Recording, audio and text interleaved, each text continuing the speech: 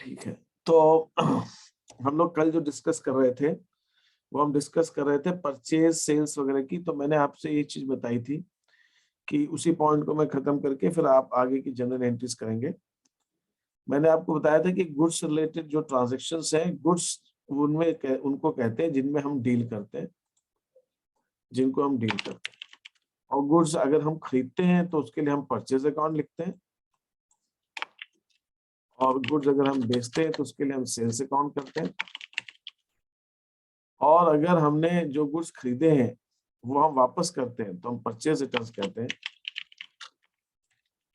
जो हमने बेचे वो हमारे पास वापस आएंगे तो वो सेल्स रिटर्न्स कहलाएंगे।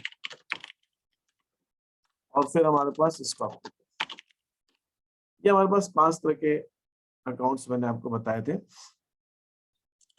और मैंने आपसे ये चीज कही थी कि जब हम गुड्स खरीदेंगे तो उस केस के अंदर हमेशा परचेज अकाउंट डेबिट होगा।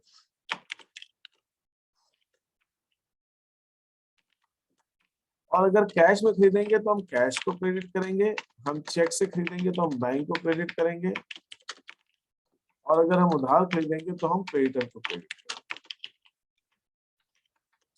ये ध्यान रखना। अगर परचेज अकाउंट तो डेबिट होगा जब गुड्स खरीदेंगे, तो कैश डेबिट होगा, कैश से पेमेंट कर रहे हैं, चेक से कर रहे हैं तो बैंक क्रेडिट होगा, और उधार खरीद रहे हैं तो क्रेडिट, लायबिलिटी बढ़ेगी तो क्रेडिटर क्रेडिट होगा। इसी ढंग से जब हम गुड्स बेचते हैं, हमारे पास कैश आता है या फिर बैंक में पैसा आएगा या डेटर डेबिट होगा, और हम क्रेडिट किसको करेंगे? सेल्स को, सेल्स को क्रेडिट करेंगे। गुड्स जा रहे हैं। परचेज रिटर्न्स, जब गुड्स खरीदे थे तो हमने परचेज अकाउंट को डेबिट किया था, जब हम गुड्स वापस करेंगे तो हम परचेज रिटर्न्स अकाउंट को क्रेडिट करेंगे, और जिसको वापस कर रहे हैं क्रेडिटर को, सप्लायर को, उसको डेबिट करेंगे।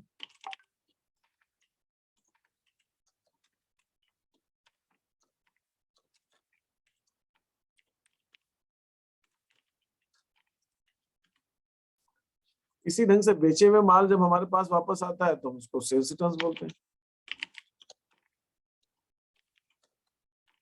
सेल्स रिटर्न्स को हम डेबिट करेंगे और जिसने हमें वापस किया उसको क्रेडिट करेंगे।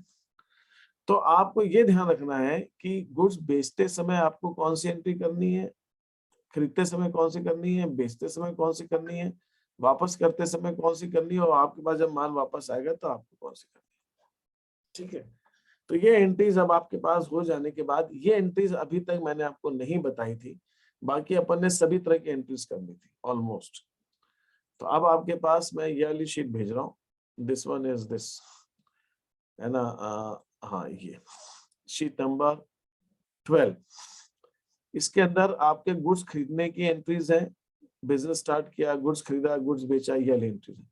तो आपको इसके अंदर पहला, 2 और ये तीसरा, थर्ड, ये 3, आप 3 क्वेश्चन तो ट्राई करने ही करने हैं, उसके अलावा जितने भी आप आगे ट्राई कर सके वो आपके ऊपर। ठीक है सर। Okay sir.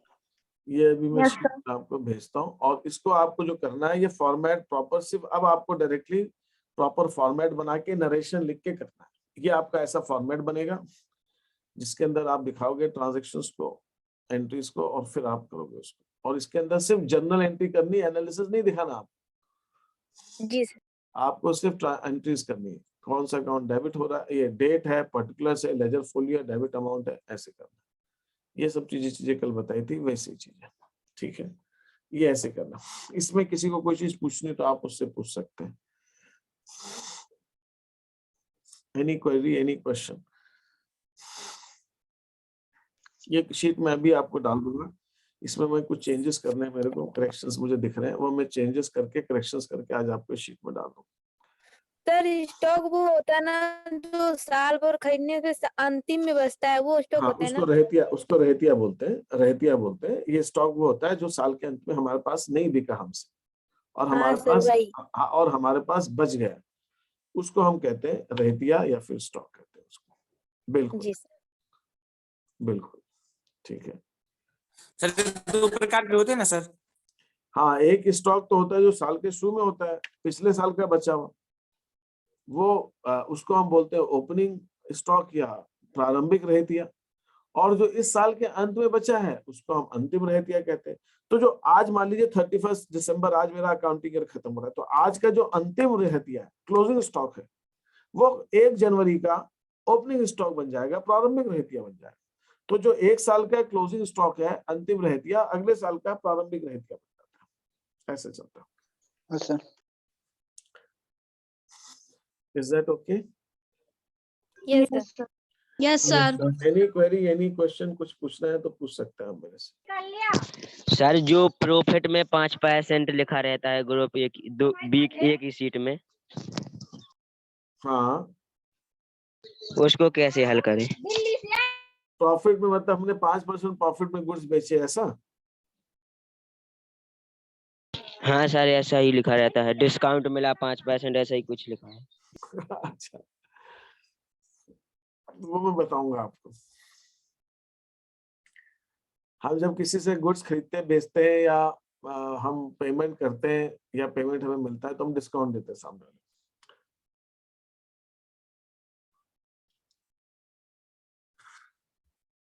जैसे मान लीजिए इसको ऐसा ले लेते हैं, एक डेटर है जिससे हमें पैसा लेना है, एक डेटर से हमें 5,000 रुपए लेने हैं।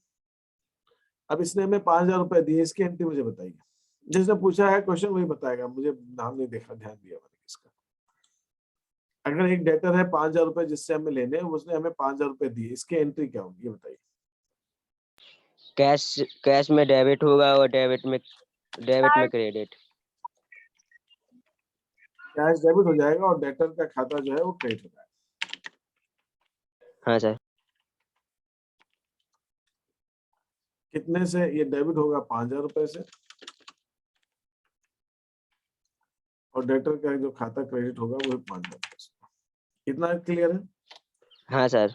अब हमने इसको ये ऑफर दिया कि आप जो पेमेंट कर रहे हो, तो ये 2 महीने बाद देने वाला था, हमने कहा तुम जल्दी कर दो तो हम तुमको 5% का छूट दे देंगे, डिस्काउंट। तुम मत देना 5%, हमारी तरफ से डिस्काउंट है, तो तुमको फायदा हो जाएगा, 5% तुम्हारा पैसा बच जाएगा। तो जब इससे 5% हम छोड़ दे रहे हैं, इसका पैसा हम इससे नहीं ले रहे हैं, तो ये कैश कितना देगा फिर अपने को?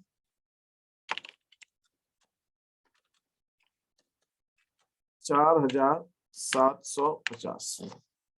5,000 का 5% निकाल सकते हैं? हाँ सर। कितना आएगा? 250 रुपए आएगा। तो 250 हमने छोड़ दिया, तो उससे हम कितना लेंगे? 4,750। जो अमाउंट हमने छोड़ा है 250 रुपए, वो हमारा डिस्काउंट है। तो हम 250 रुपए का डिस्काउंट जो है वो डेबिट कर देंगे। 250 रुपए डिस्काउंट दे दिया। डेटर को जो हम क्रेडिट करेंगे वो पूरा हम डेटर्स के खाते को 5,000 से क्रेडिट करेंगे। तो अगर हमें डिस्काउंट नहीं दिया होता तो हम पूरा 5,000 लेते। हमने डिस्काउंट दे दिया तो हमारे को कम पैसे मिलेंगे, लेकिन खास बात क्या है, डेटर तो दोनों ही स्थिति में क्रेडिट पूरे 5,000 से हुआ। यहाँ जो हमें पैसे मिल रहे हैं 5,000, वो 5,000 डेबिट करेंगे। यहाँ 4,750 मिल रहा है, 4,750 से मिल रहा है। यहाँ पे हमने 250 रुपए का डिस्काउंट दे दिया। सर ये फुल सेटलमेंट में क्या? यस, इसको हम ऐसा ही बोलते हैं। इसको, इस ट्रांजैक्शन को ऐसा भी लिखा जा सकता है, डिस्काउंट वाले को, रिसीव्ड ₹4,750 फ्रॉम अ डेटर, एक डेटर से, इन फुल सेटलमेंट ऑफ ₹5,000। 5,000 के फुल सेटलमेंट में एक डेटर से 4,750 रुपए मिले। हम इस चीज को ऐसे भी लिख सकते हैं, ठीक है? हाँ सर। यस। उल्टा भी हो सकता है। एक क्रेडिटर है 5,000 रुपए का, क्रेडिटर माने लेनदार है, उसको हमें देना है।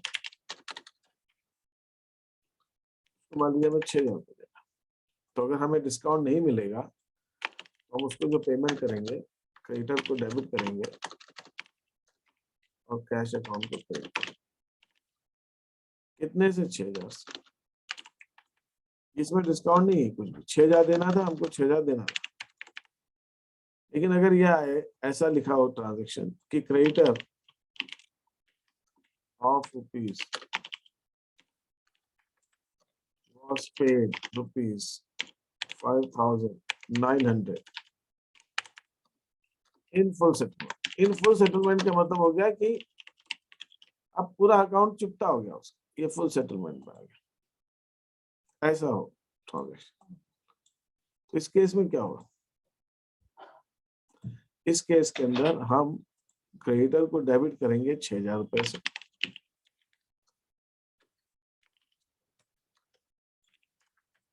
लेकिन जो कैश देंगे वो कैश तो हम 5,900 के देंगे, और 100 रुपए जो बच गए हमारे वो हमारे लिए डिस्काउंट रिसीव्ड है।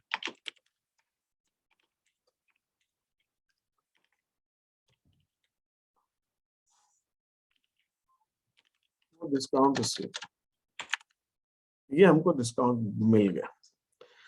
तो जब हम पेमेंट करते हैं तो हमें डिस्काउंट मिलता है, और ये जो डिस्काउंट मिल रहा है ये हमारे लिए रेवेन्यू है, हमको फायदा हो रहा है, इसलिए क्रेडिट हो रहा है, और कैश हमारा कम जा रहा है। और जब हम डिस्काउंट देते हैं तो डिस्काउंट हमारे लिए खर्चा है, एक्सपेंस है, तो डेबिट हो रहा है, और कैश हमको कम मिलता है, इसलिए हम डेबिट करते हैं। तो ये फुल सेटलमेंट वाला हिसाब किताब था। ठीक है, यस सर।